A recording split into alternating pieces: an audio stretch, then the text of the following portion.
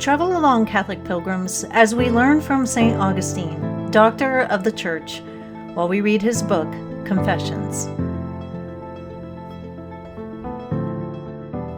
Welcome, Catholic pilgrims. The things that St. Augustine is talking about in this book, Book 11, are things that just fascinate me. Those things being what was going on before time and space, what actually is eternity when God speaks, what does that mean exactly, which is the question that St. Augustine is asking today and exploring. All fascinating things, which we are reading about today in Book 11, Chapter 7, on page 259. It is in this way, then, that you mean us to understand your word. Who is God with you?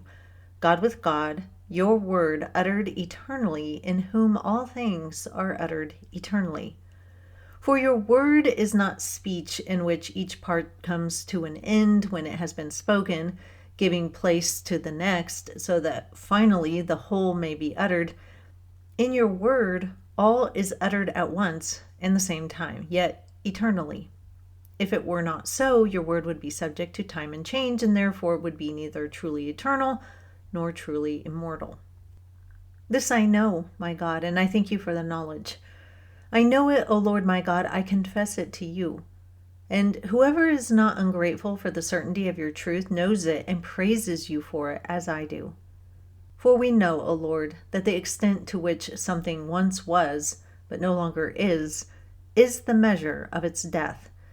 And the extent to which something once was not, but now is the measure of its beginning.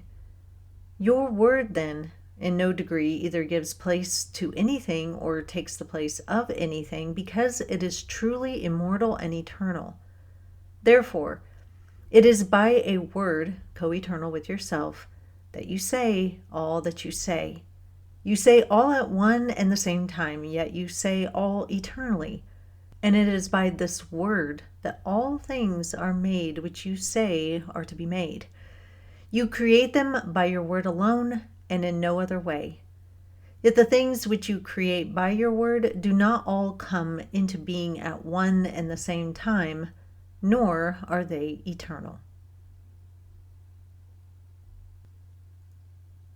As humans, we have no real understanding of eternity.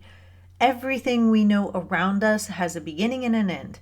We can barely conceptualize what it will be like to exist in a place with no time and no space. And what does that even mean? I have no clue. Lots of times when we think of heaven, we think of clouds and bright light. We think of our loved ones walking around in their person. Some people imagine their pets bounding towards them as they enter the pearly gates.